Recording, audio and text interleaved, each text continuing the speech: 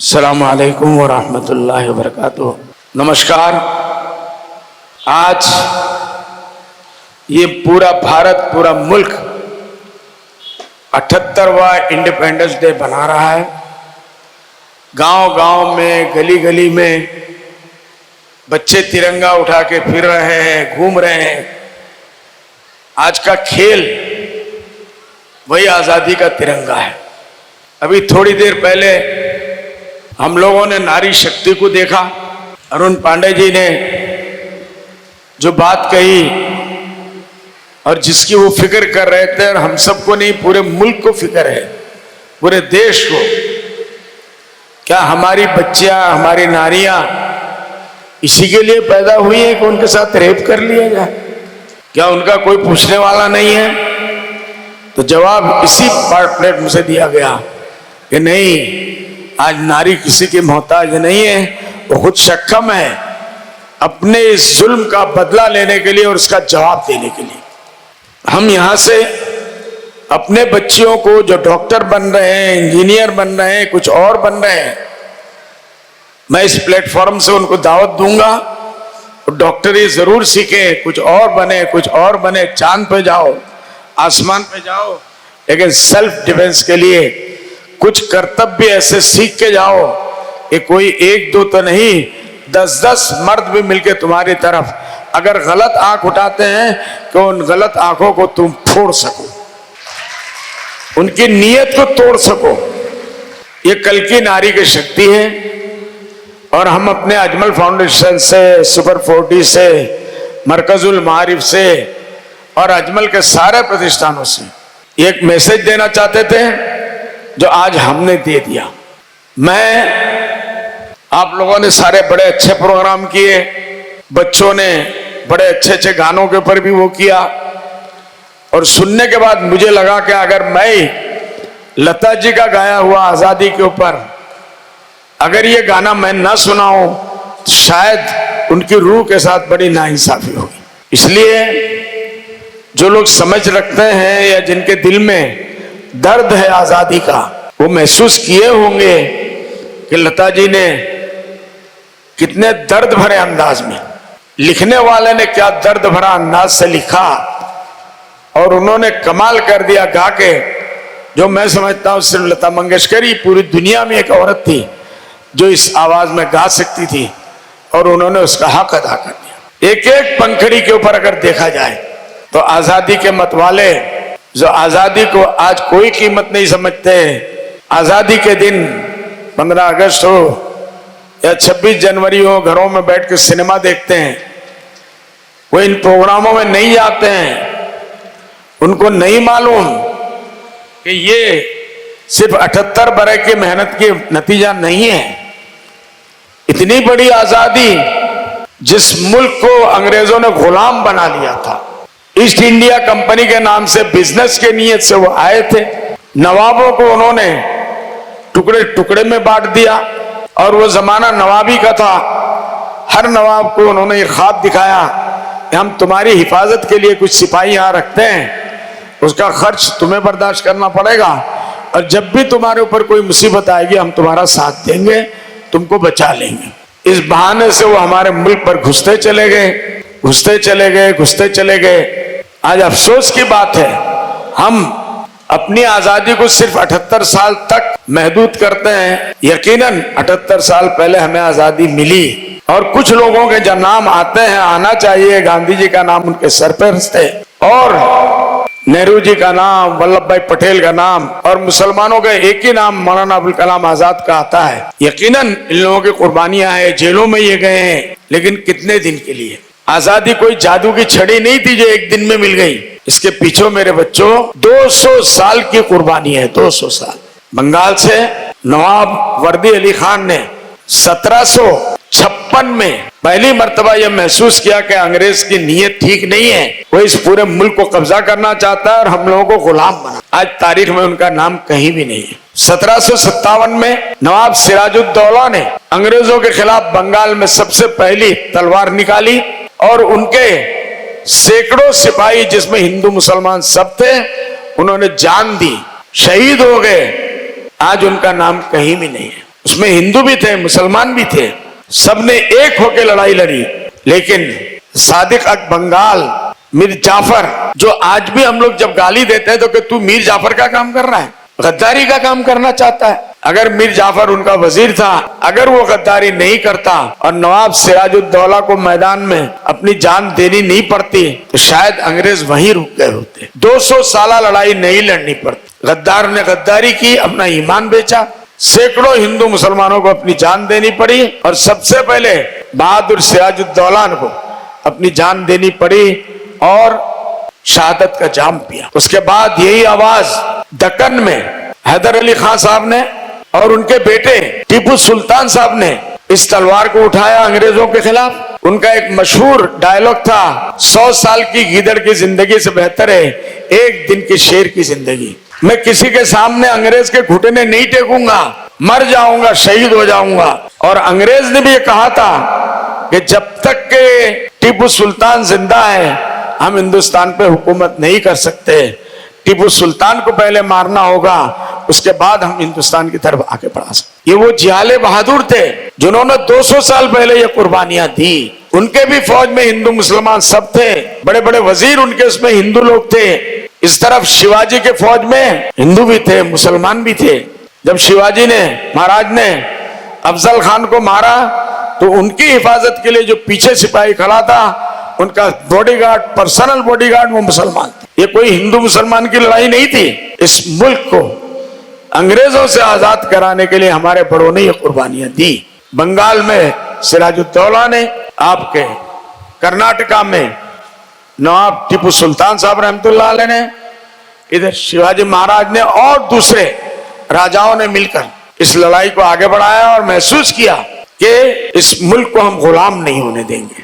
ये लड़ाई चलती रही और ये लड़ाई जाकर 100 साल तक ये लड़ाई चलती रही। पूरे हिंदुस्तान में अलग अलग जगहों में कोई हिंदू ये न कह सकता था कि हमने अकेले लड़ाई लड़ी, कोई मुसलमान नहीं कह सकता था। ये और बात है कि उस वक्त उनके लीडर मुसलमान थे लेकिन सिपाही जान देने वाले वही थे।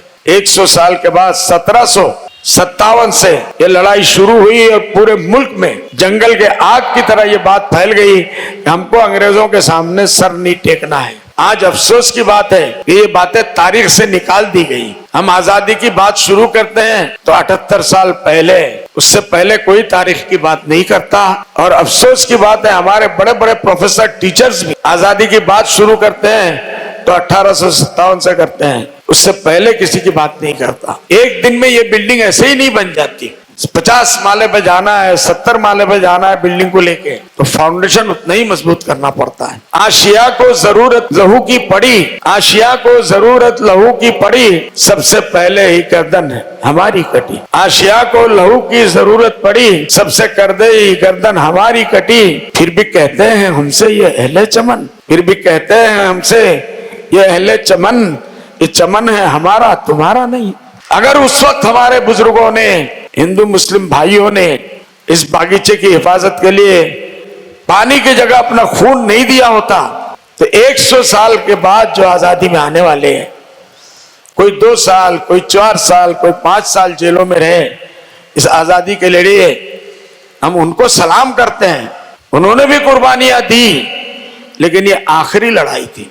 उससे पहले 1857 में शामली के मैदान में जो लड़ाई हुई उसके भी आग बाग यही मदरसे के उलमाए किराम थे, हाफिज जामिन शहीद साहब और बड़े बड़े उलमाए किराम शामली के मैदान में गए और अंग्रेजों से आमने सामने मुकाबला हुआ।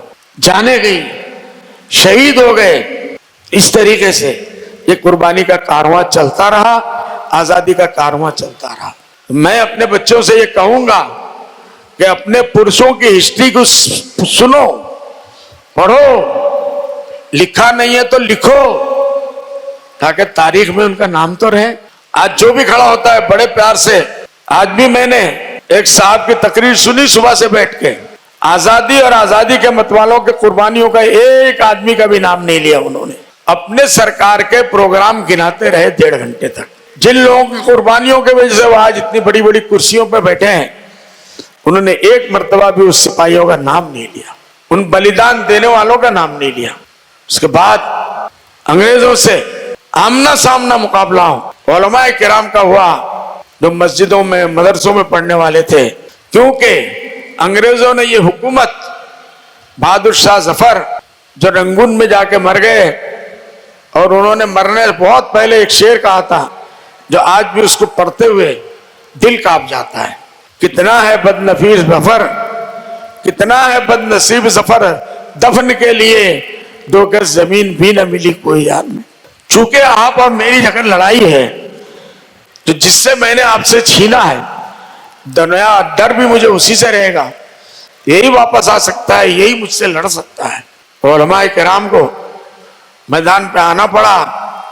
सबसे पहले शाह अब्दुल अजीज साहब, शाह वलीउल्लाह साहब रहमतुल्लाह अलैह ने दिल्ली के मस्जिद से फतवा दिया कि मुल्क गुलाम हो चुका है, इसको आजाद कराना हर मुसलमान का, हर भारतवासी का फर्ज है। इनकी नौकरियां लेना हराम, इनके यहां काम करना हराम, इनके हर चीज का बायकॉट किया जाए। ये एक ऐसी आवाज थी जिसको हिंदू मुसलमानों ने लब्बैक कहा। निकल गए लोग अपनी खानकाहों से, लोग अपने मंदिरों से, मस्जिदों से मैदान में निकल आए, और एक ही आवाज थी कि जब तक अंग्रेज इस मुल्क से नहीं जाएगा, हम सुकून से नहीं बैठेंगे। इस एक आवाज के ऊपर पता नहीं कितने लाखों लोगों के घर उजड़ गए। माओ ने अपने बेटे गवा दिए, बहनों ने अपने भाई गवा दिए, बच्चों ने अपने बाप गवा दिए, बाप ने अपने बच्चे गवा दिए। इतनी बड़ी कुर्बानी के बाद फिर मुल्क को आजाद होने का मौका आया। चूंकि हमारे उलमा पॉलिटिकल लोग नहीं थे, उन्होंने अपनी तरफ से इस आजादी के लिए, मैं अगर आज जिक्र नहीं करूं मौलाना शेखुल हिंद रहमतुल्लाह अलैह, महमूदुल हसन साहब जो दारुल देवबंद के पहले छात्र थे, पहले स्टूडेंट थे, उनके उस्ताद भी मुल्ला महमूद, वो भी महमूद, उन्होंने फतवा दिया अंग्रेजों को इस मुल्क से निकालने का। उन्होंने तहरीक चलाई रेशमी रुमाल के नाम से, सिल्क मूवमेंट, ताने बाने से वो मैसेज भेजते थे। उस जमाने में एक आलिम होके जिनको ये सब पता भी नहीं था, यहां से लेके अफगानिस्तान, अफगानिस्तान से मक्का, तुर्की, ये मैसेज भेजे गए, और सब जगह ये पैगाम दिया गया कि हम हिंदुस्तानी अंग्रेजों को भगाने के लिए इस मुल्क में सर जोड़ के बन गए हैं, एक हो गए हैं। उनका पहला वजीर आजम शेखुल हिंद रहमतुल्लाह ने जो बनाया था वो राजा महेंद्र प्रताप सिंह। इससे पता चलता है ये कितना सेकुलर तंजीम था। पहला वजीर आजम, प्राइम मिनिस्टर, तो राजा महेंद्र प्रताप सिंह को बनाया। उसके फॉरेन मिनिस्टर थे मौलाना उबैदुल्लाह सिंधी। इस तहरीक को लेकर जब शेखुल हिंद रहमतुल्लाह अलैह मक्का मुकर्रमा में पहुंचे, अंग्रेजों की इसकी खबर हो गई, उनको वहां अरेस्ट कर लिया गया। उनके शागिर्द शेखुल इस्लाम मदनी रहमतुल्लाह अलैह के नाम से मशहूर, वो अंग्रेजों के पास जबरदस्ती गए कि ये बुड्ढा है, इसकी अकल सठिया गई है, इसने क्या बोल दिया नहीं मालूम, जेल में अगर भेजना है काला पानी 3.5-4 साल के लिए, मुझे भेजो, मैं असल मुजरिम हूं। ये तो भड़काता था। मैं बगैर गुनाह के वो अपने उस्ताद के साथ जेल में चले गए, और 4 साल, पौने 4 साल तक काला पानी में रहे। रोजाना अंग्रेज, पुराने का जमाने का स्त्री किसी ने देखा होगा, आयरन, उसके अंदर लोहे को, कोयले को गर्म करके उससे कपड़े को इस्त्री देते थे। उनके बूढ़े आदमी 87 साल के, उनको कमर को खोलकर उसके ऊपर रोजाना एक मर्तबा वो अंगारे से उस आयरन को फिराते और कहते हैं, मुल्ला महमूद, आज भी तुम ये कह दो कि अंग्रेजों का हिंदुस्तान से भगाना जरूरी नहीं है, फतवा वापस ले लो तो हम तुमको माफ कर देंगे। उन्होंने क्या कहा था, तारीखी लफ्ज है कि मैं अगर मर भी गया, मेरी रूह के एक एक राख के एक एक टुकड़े से यह आवाज आएगी कि अंग्रेजों को इस मुल्क से निकालना फर्ज है, इस मुल्क को आजाद करना फर्ज है। ये तारीख आज हमारे बच्चों के सामने नहीं है, हम किसी का इनकार नहीं करते, लेकिन आप, गांधी जी हमारे सरों पे, आपको मालूम है गांधी जी यही शेखुल हिंद रहमतुल्लाह अलैह पौने 4 साल के बाद जब बॉम्बे में आए कोर्ट में, तो वहां के उस वक्त के मुस्लिम लीडर्स गांधी जी को लेके पहली मर्तबा गए उनके रिसेप्शन के लिए, उनकी नजर पड़ी, लोगों ने बताया ये बैरिस्टर है, साउथ अफ्रीका में था, अब मुल्क को आजादी के आंदोलन में ये आदमी आया हुआ है। उस वक्त तक गांधी जी को कोई नहीं जानता था, करमचंद गांधी। उन्होंने खिलाफत आंदोलन के 1 करोड़ उस जमाने के पैसे से गांधी जी को पूरे मुल्क में महात्मा गांधी का खिताब दिलाया। मौलाना फरंगी महल्ली, शेखुल हिंद रहमतुल्लाह अलैह, उस जमाने के बड़ों ने मिलकर गांधी जी को गांधी का खिताब दिलाया और पूरे मुल्क में ये कहा कि अब तक अकेले जो भी मुसलमान लड़ रहे थे, 100 साल ने यह साबित कर दिया कि ये मुल्क सिर्फ मुसलमानों के कुर्बानी से नहीं आजाद होगा, सबको मिलके लड़ना पड़ेगा। और उसके लिए मिलके एक लीडर चुना गया, उनका नाम था करमचंद गांधी, जिनको महात्मा गांधी खिताब दिया गया। वो तहरीक चली, वो तहरीक कामयाब हुई और उसके नतीजे में आखिरकार जाके हम लोगों को, हिंदुस्तान को आजादी मिली। हम सैल्यूट करते हैं गांधी जी को, हम सैल्यूट करते हैं शेखुल हिंद रहमतुल्लाह अलैह को, हम सैल्यूट करते हैं शेखुल इस्लाम रहमतुल्लाह अलैह को, हम सैल्यूट करते हैं डॉक्टर जाकिर हुसैन साहब को, मौलाना अबुल कलाम आजाद को, हम सैल्यूट करते हैं आजादी के जितने बड़े मतवाले थे जिन्होंने कुर्बानियां दी। झांसी की रानी को सैल्यूट करते हैं, कैसे कैसे कुर्बानियां दी इन लोगों ने। इसलिए मैं यही कहूंगा, मेरे बच्चों, अपने बाप दादा की हिस्ट्री सीखो, सुनो, उससे एक प्रेरणा मिलेगी कि इस मुल्क को आजाद कराने में हमारे भी बड़ों का हाथ है। आप अपने आप को फकीर नहीं समझोगे। आज हमारा बच्चा जब इधर देखता है, उधर देखता है, ऐसा लगता है कि मुसलमानों की इस जमीन पे कोई कुर्बानी नहीं है। मैंने अभी पढ़ा, आशिया को लहू की जरूरत पड़ी, सबसे पहले ही गर्दन हमारी कटी, फिर भी कहते हैं हमसे ये अहले चमन, ये चमन है हमारा, तुम्हारा नहीं, ये सबका चमन है, ये तुम्हारा भी है, ये हमारा भी है। इस मिट्टी में सबका खून शामिल है। सबने मिलकर यहां से अंग्रेज को भगाया। लास्ट में कुछ बड़ों के हाथ में लीडरशिप आई, हम सबको सलाम करते हैं। और आज के इस किस्म के प्रोग्राम से अगर हम नहीं करेंगे, ये नाशुक्री होगी। इसलिए मैं अपने बच्चों से कहता हूं, बड़ों से कहता हूं, टीचरों से कहता हूं, अभी जो 2 बच्चियां आजादी के ऊपर अंग्रेजी में, उर्दू में या हिंदी में जिन लोगों ने लिखा, वो भी गांधी जी तक ही गए, उससे पहले की जिंदगी के बारे में जरा भी किसी ने इशारा नहीं किया। दिल चीर जाता है, एक ठेस सी दिल में उठती है, एक दर्द जिगर में होता है, एक ठेस सी दिल में उठती है, एक दर्द जिगर में होता है। हम रात को उठकर रोते हैं जब सारा आलम सोता है। इसलिए अपने आप को कम मत समझो। आज तुम्हें लड़ना है, करप्शन के खिलाफ लड़ना है, इन बच्चों को तैयार करना है, करप्शन के खिलाफ तैयार करना है, महंगाई के खिलाफ लड़ना है, औरतों की इज्जत की हिफाजत के लिए लड़ना है, मुल्क को तरक्की दिलाने के लिए लड़ना है। आज भी ऐसा लगता है कि हम अंग्रेजों की गुलामी से नहीं निकले हैं। आज भी ऐसा लगता है, उसी गुलामी के जंजीर में हम लोग फंसे हुए हैं। हम हिंदुस्तानियों का एक अलग आइडेंटिटी पूरे वर्ल्ड में रहा है, उसको हमें करना है। इस मुल्क से नफरत की हवाओं को मिटा देना है, मोहब्बत की हवाओं को चलाना है। और जिस तरीके से पहले हमारे बड़ों ने सबने मिलजुल के इस मुल्क को आजाद कराया था, जो उनके सपने थे, उन सपनों को मेरे बच्चों को पूरा करना है। आपको अपने आप को उसके लिए तैयार होना है। आप सिर्फ स्कूल में नहीं, थॉट्स ऑफ स्कूल में आपकी आइडेंटिटी होना चाहिए। आप कहीं भी जाओ, ये बच्चा, ये बच्ची कहां से आई है, ये अजमल का बच्चा है या बच्ची है, इसका ब्रेन वॉश यहीं से किए, कम्युनल के लिए नहीं, कम्युनलिज्म को खत्म करने के लिए आप आगे बढ़िए।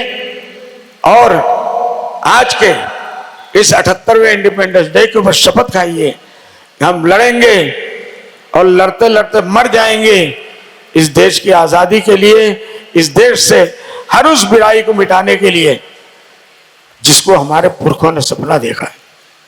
हम करेंगे इंशाअल्लाह। करेंगे या सो रहे हैं? मुझे तो लग रहा है सब सो गए।